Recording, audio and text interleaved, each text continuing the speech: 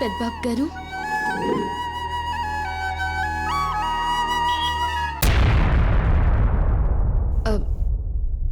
నా బట్టలన్నీ సర్దేసుకున్నాను. మీ బ్యాగ్ సర్దమంటారా పెద్దబాబు గారు?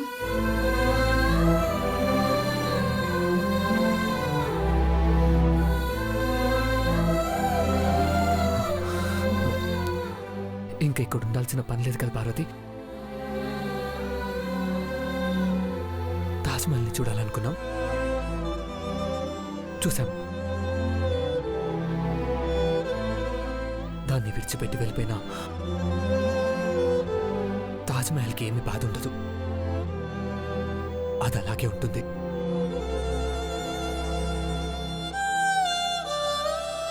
తరాలు తలరాతలు మారుతుంటాయి, అంతే.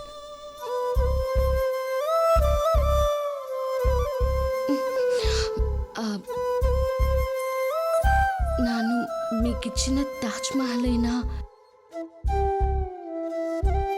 వెంట తీసుకెళ్ళొచ్చలేదా పెద్దబాబు గారు?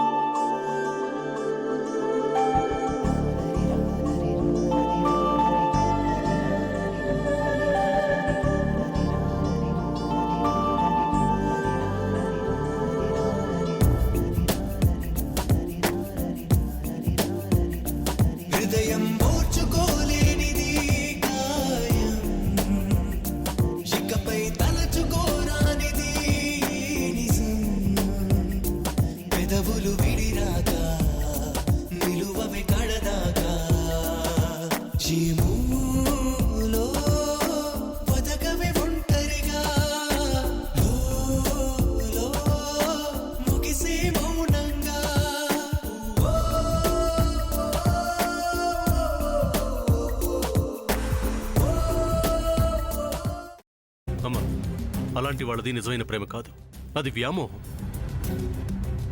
ఎగ్జాక్ట్లీ చిన్నత్త, నిజంగా ప్రేమించుకున్న వాళ్ళు అలా చేయరు. ఎంత మనసు విరిగిపోతే కన్న కూతుర్ని పట్టుకొని మా దృష్టిలో చచ్చిపోయా ఉంటుందా తల్లి? అది సరే అమ్మా, తన కూతురుతో తన మాట అనేటప్పుడు ఆమె మాటల్లో వ్యథ, కళ్ళల్లో బాధ గమనించావమ్మా?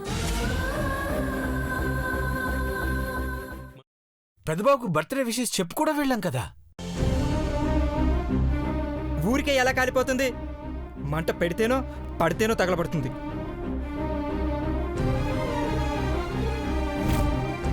కరెక్ట్ చిన్నబాబు, నీకొచ్చినట్టే నాకు డౌట్ వచ్చింది. పార్వతే షర్టును తగలబెట్టిందనుకుంటా.